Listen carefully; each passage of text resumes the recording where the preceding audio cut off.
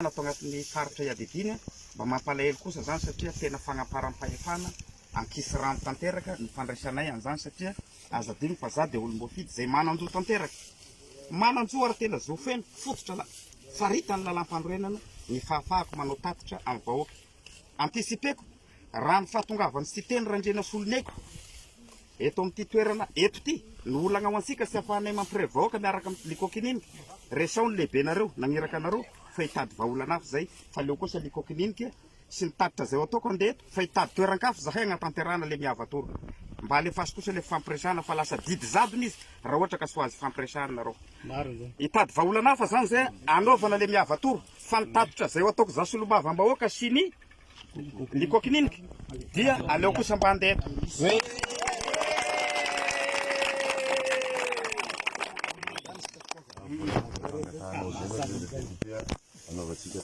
Ho ataonay agny amin'ny cercle chinois azavaiko tsara ho ataonay agny amin'ny cercle chinois anaty trano anaty efitrano ny miavatoro tena efitrano mifefy privé efa nifanaiky taminay mpitantana ny toerana dia aleo kosa angamba afaka mijanona eto nareo fa aloha zay no installation raha ohatra ka milamina zay dia le miavatoro tena mampanantena anareo fa vita ny miavatoro agny miverina eto manao tatitra amin'ny vahoaka aty.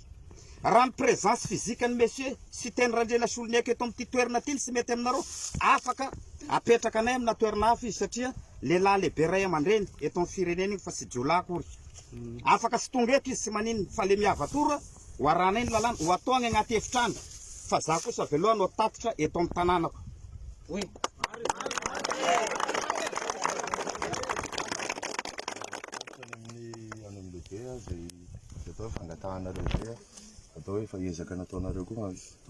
Efa installé sono anay agny mon capitaine. Aloha anaovana tatitra le izy dia fanantona angamba-tsika isanao rehefa eo.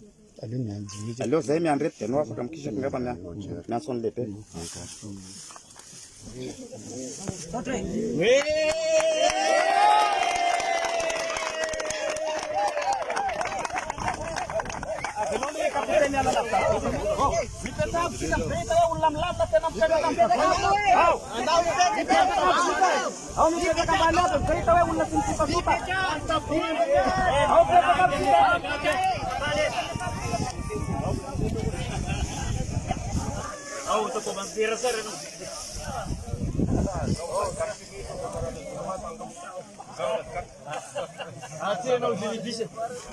C'est les génibis.